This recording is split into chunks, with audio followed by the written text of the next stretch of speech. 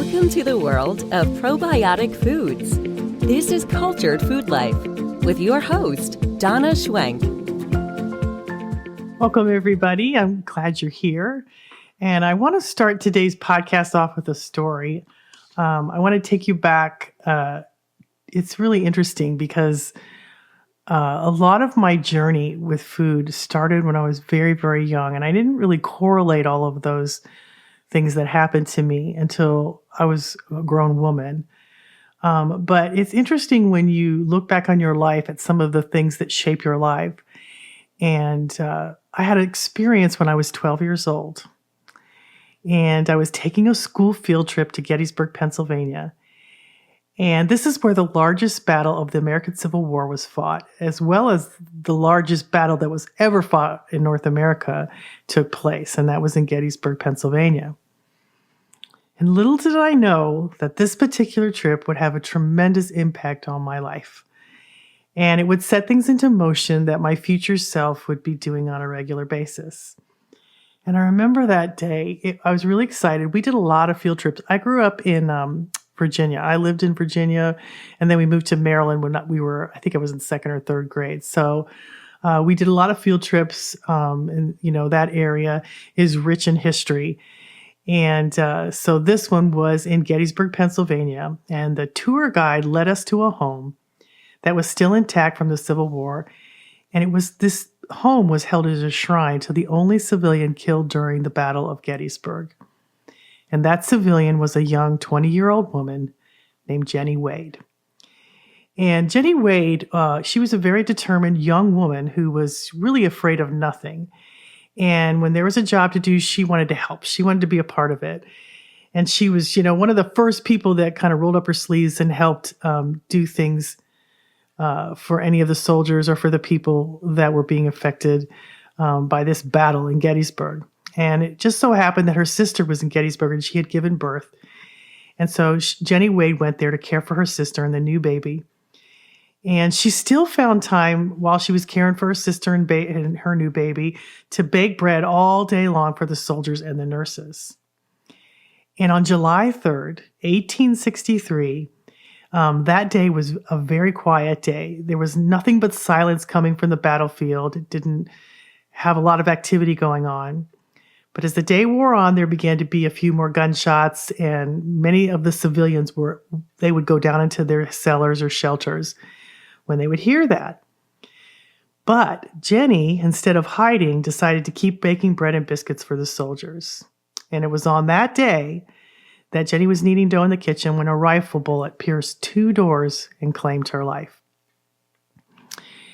And I remember that tour as we walked into the kitchen, and they showed us where Jenny had stood when she got killed. And I saw the bullet holes in the walls and some of the blood stains still on the walls that remain. And I remember, I will never forget that. I still have a very vivid memory of that. My schoolmates were like, oh, yeah, and they kind of just didn't really think too much about it, but it just stirred something inside of me. And I remember thinking, what kind of person would do that, One of the virtues that I most value is courage, and Jenny had much of it. And I didn't think that I would have the courage to do what she did, but I really wanted to be courageous. And I wanted to do something that would make my life count for something. And even though she was just making bread, she was doing it with a heart of service that she wanted to help other people. And I remember feeling such strong emotions, thinking, I want to be that kind of person, but I don't think that I am. I would be too afraid to do what Jenny did. And not that, baking bread is any great feat, but I knew she did it with the right heart. She was doing it to help the people around her. And, she just demonstrated to me that doing something as simple as making bread for people in need was important. So I went to the gift shop when the tour was over, and I had I took all my money that I had and I bought a Jenny Wade doll. And she was just a little doll, and she was in this little box. And I took her home and I put her on my dresser and I looked at her every day. And I still have that doll to this day. My daughter Holly has it in her room. And it wasn't too long after that, I would look at her every day and wonder about her life. And I don't know why it impacted me the way that it did. But I remember it wasn't too long after that I found a recipe and a story about a woman named Sally Lunn. The story of Sally Lunn is told in many different ways, but legend has it that a woman named Solange Luan went to Bath, England in 1618 because she was escaping persecution in France at that time. And she found work in kitchens making this buttery brioche bread, and she was selling it in the streets. And in those days, it was known as Lilliput Alley. But Sally, who due to her colleagues' unfamiliarity with French pronunciation, she became known as Sally instead of Solange. And they made her last name, they called her Sally Lunn instead of Solange Luan. And it seemed that customers were flocking to Lilliput Alley Bakery and specifically requesting the Sally Lunn bread. And today, this Sally type of bread that she made that was like more of a brioche bread has earned legendary status around the world.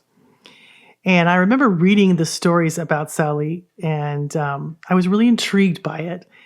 And they made the bread in like an angel food cake, kind of a tube pan, and it was high and puffy. And I told my mom I was going to make some of this bread by this lady.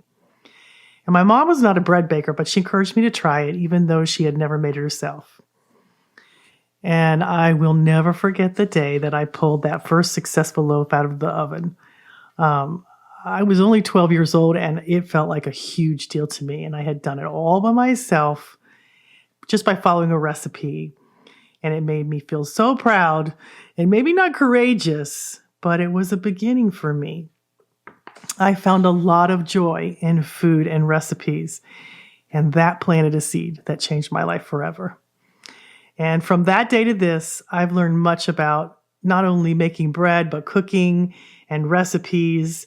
And many years later, have found so many ways to make not only good bread, but bread that is healthy and digestible and is good for us instead of many of the breads that are on the market today that aren't good for us. And it's funny, though, because as a young woman, there was a lot of things I did that, I never knew why I collected so many cookbooks. I have hundreds of cookbooks. I have a lot of cookbooks. And I used to collect dishes all the time. And I didn't know why I did that. And but fast forward many, many years later, and I use all those dishes, and all those cookbooks have been a huge inspiration to me to start my own website, to create 3 recipe books, 3 best-selling books on the market. And all of that was, really started when I was 12 years old and went to that field trip in Gettysburg, Pennsylvania. And none of the foods I talk about are just foods to me, but they're stories and lessons that have been weaved into my life since I was a very young girl. And I feel like sometimes I'm walking in the footsteps of those who've gone before me, and I find guidance like breadcrumbs to follow, and have literally led me to the life that I lead now. And, there's a lot of being said about bread, how it's bad for you. And there's a lot of people that don't want to have gluten in their life. There's a lot of gluten-free products on there. And I've lived long enough now. I had a birthday a few days ago, and I can't believe I'm 59. How did that even happen? But it's interesting to me because I've watched these trends come and go, right? And I see, okay, there's always something new coming up, and it's the newest diet or the newest fad or whatever. And I kind of watch them fade, and something else takes its place. And there's a lot to learn from all these things that come up. There's a lot to understand about, bread and why it's wreaking such havoc on so many people's guts. And it's not really about the bread. It's what we've done to the bread. And, for generations, it's sustained so many people, but it really has been a lot of research for me to discover that it was never the bread, but what we've done to the bread that causes harm to so many individuals. So on a modern day, wheat is loaded with chemicals that have been genetically modified. And now all the bread is made with different kinds of yeast instead of using cultures to rise our bread. I use a sourdough culture to rise my bread, and that's what they used for, hundreds of years. And so that bacteria that goes into the bread that transforms the bread is now gone. They use these instant yeast, and they're really hard on the guts because they kind of explode in the body. They don't really work very well with our guts. And without these slow rise cultures that we use to make our bread, those break down the phthalates and the enzyme inhibitors in the bread that allow us to digest it and get vitamins and minerals from the bread. Or otherwise, when we use instant yeast, we don't get that. About 2 decades ago, almost 2 decades ago, I believe, I went to my first class on how to make sourdough bread. And my daughter was gluten intolerant at the time. And what was interesting was I found that she could eat sourdough bread without the side effects created by regular bread. And I wanted to try understanding what was happening in this process. And what I learned really shocked me. The man teaching the class explained that the process of making sourdough was a very ancient art and one that had many benefits that we are unaware of today. It's so interesting to me. Why do we struggle with gluten today? And there's so many kinds of books and websites dedicated to gluten-free living, and rightfully so, because the bread we have today is very different from the bread we ate for hundreds of years. But why is gluten intolerance an epidemic in this day and age, and what has changed? Well, before the 1950s, most bread bakeries ran 2 shifts of workers.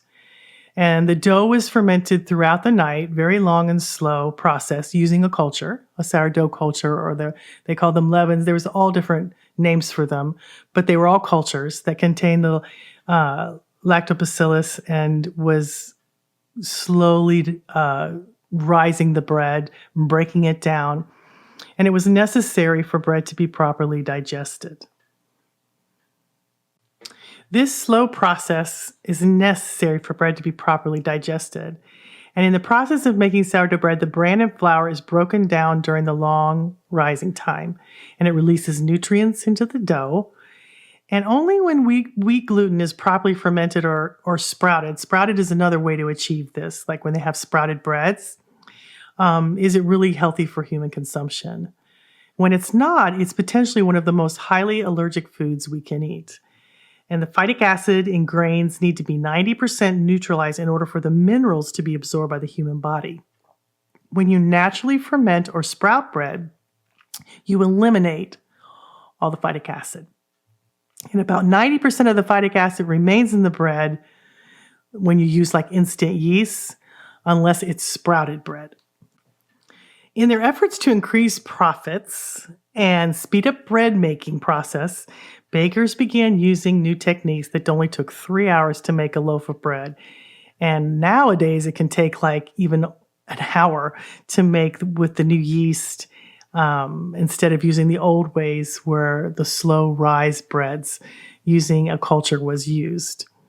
Using cultures and fermentation, it not only helps to make the bread more healthy and increase the nutrients available for our body, but it also helps preserve that bread. And it's so effective in doing what it does that it's a really unique and wonderful process that I think we should go back to using when we make our bread. So when you're making sourdough bread, complex carbohydrates are broken down into these digestible simple sugars. And then the protein is broken down into amino acids. And then enzymes develop during rising, and many of those enzymes are not lost while baking since the center of the loaf remains at a lower temperature than the crust. And this fermentation, partly from the lactobacillus, also allows for bread that is lower on the glycemic index, thus making it better for those who have blood sugar issues, because the fermentation helps restore the functioning of the digestive tract, and it helps to allow proper assimilation and elimination. And it gives you more nutrients and more vitamins that you would normally get in bread that is not fermented. So there's a common process that is happening to our wheat before harvesting. And according to farmers who grow wheat, applying the herbicide Roundup just prior to harvest is very commonplace among farmers who grow wheat crops. And the manufacturer of Roundup claims that application to plants at over 30% kernel moisture results in Roundup uptake by the plant into the kernel itself. So it gets into the kernel. So this allows the farmers to harvest their wheat earlier since the wheat plant will be killed off by the Roundup. And these changes in our breads have had a devastating effect on our gut. And I believe that along with the chemicals, the soil depletion because over farming methods, and the loss of fermentation and probiotic foods that heal and protect our body, that our diets are wreaking havoc on our guts. And it's really changed our bread. And this in turn is causing a rise in all kinds of food allergies, not just wheat. Our diets are a dim reflection of the nutrient-dense whole foods, that we used to eat many years ago because, there's so many new techniques because, before there was huge trucks that delivered our food, people got foods locally, people grew them locally. And, people are taking a lot of pharmaceuticals. They're actually the norm and not the exception anymore. And food allergies and gut issues they're just rampant, along with other health issues. And a lot of it is what we're eating and how we're making our food. So the average consumer is unaware of these changes in our food supply, and then they label gluten and bread as the enemy, when they don't realize that the culprit is the dramatic changes in the actual process of making our bread. It was really my daughter's inability to digest wheat that started me on learning about, food and how it was made.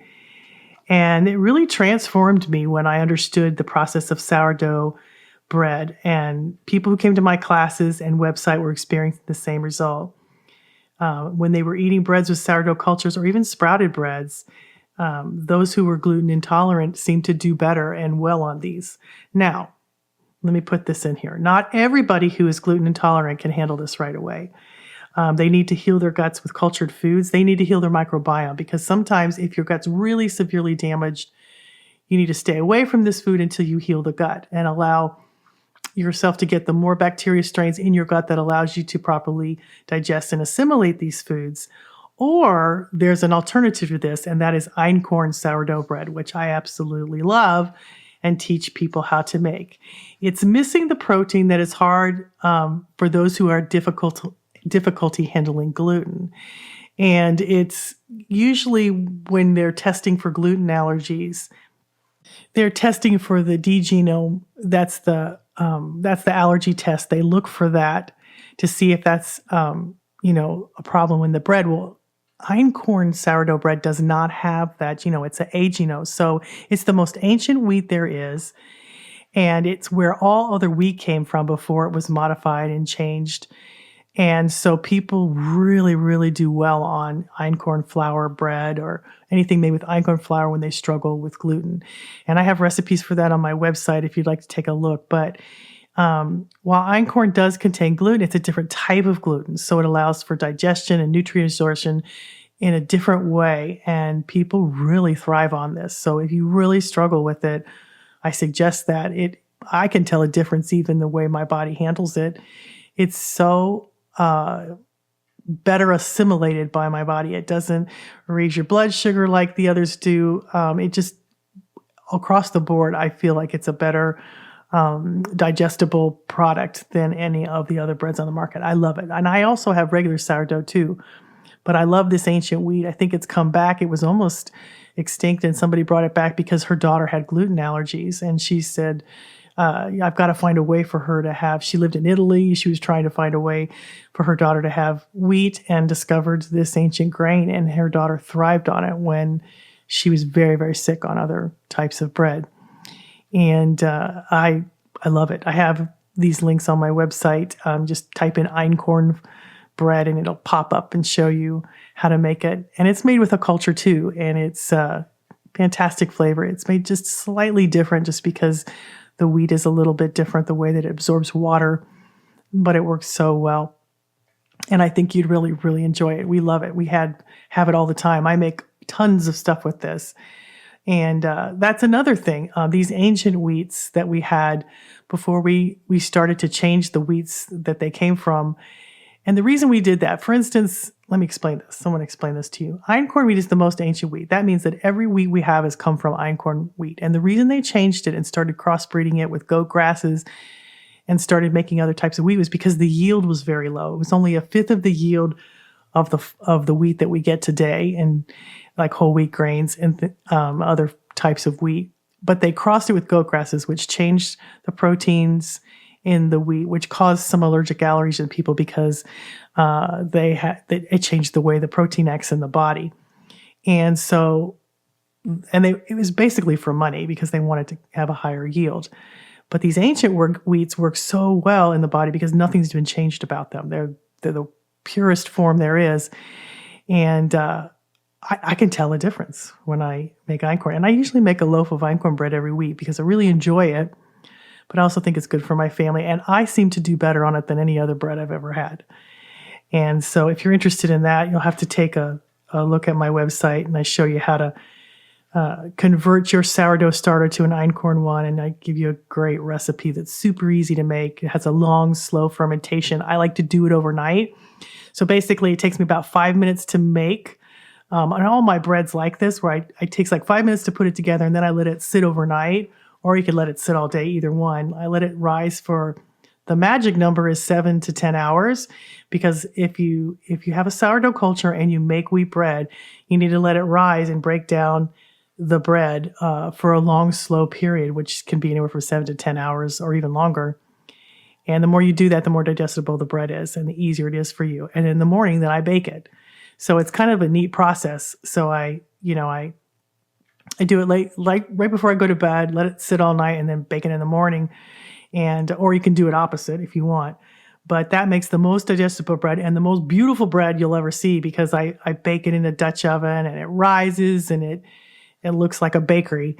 And I've got all those recipes on my website for all different kinds of sourdough bread. And this month, this is 2019, and this is March and April, I have a sourdough ebook out right now that has over 30 recipes, and I've got everything from Sally Lunn rolls, I've got that recipe in there, to sourdough pizza crust, non-kefir sourdough bread. I've got dumplings. I've got all different kinds of ways to make sourdough bread. I've got lemon rosemary bread. I've got clementine and walnut or pecan bread, I think it is, and date bread. I've got jalapeno breads. I have sourdough cookies. I have all different things that I, as a family, have been making for years for my family using my sourdough culture, because most everything I make is made with the sourdough culture when it comes to bread. And I have all those recipes. I have overnight breads and a bunch of them on there if you're interested. And that's for Biotic Pro members. It's $10 a month, and you can just buy it once and get the ebooks I'm offering this month. I offer ebooks every month, and there's a whole bunch of information on my membership site. We've got classes and lessons and extra recipes and forums and live chats. We have a ton of stuff. But this bread ebook was the one that took me the longest to make. It took me a long time to make this, and with the help of my daughter, Macy, I mean, we had sourdough cultures going around the clock. And loaves of bread. I think in 1 week I made 8 different types of loaves of bread and froze them, which they freeze beautifully. But anyway, I just have a bunch of different recipes on there. I freeze my sourdough bread and keep it in my freezer so I can always make pizza whenever I want. And it just thawed, and then you make it into pizza. It's wonderful. But anyway, it makes your life a little bit easier when you make your own bread and you know that you're doing something for your family that otherwise they wouldn't have. I've seen this again and again. When you start to really pay attention to the food that makes up the body that is you, it changes everything. And I believe that you put your own energy and love into the bread that you make for your family, especially when you are wanting it to be healthy. I think that we've lost so much of the art of making our own bread and to really nourish our bodies in a way that perhaps we've forgotten about.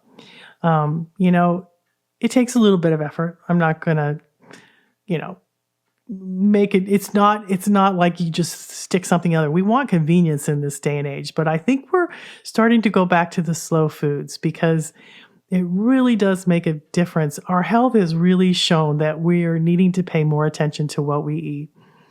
And instead of, I see so many people struggling with gluten. Well, let's find out why all of a sudden we're struggling with it and what's happened that has made our bodies react to bread when for years it didn't.